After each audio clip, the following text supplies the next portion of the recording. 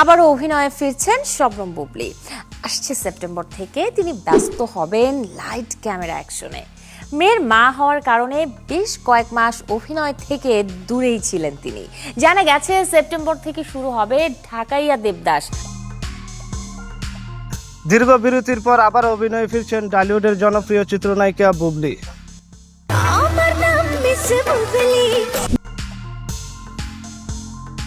সবকিছু পরিকল্পনা অনুযায়ী এগুলে 2026 সালে সেপ্টেম্বর মাসে ঢাকাইয়া দেবদাসের সিনেমার শুটিংয়ের মাধ্যমে আবারও ক্যামেরার সামনে দাঁড়াবেন তিনি।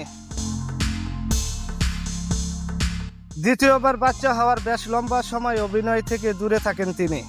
কন্যা সন্তানের মা হয়েছেন তিনি, তারপর আর কোনো দিন তাকে জনসম্মুখে দেখা যায়নি। জাহিদ হাসান পরিচালিত ঢাকাইয়া দেবদাসের বুবলীর বিপরীতে অভিনয় করবেন চিত্রনায়ক আদর আজাদ।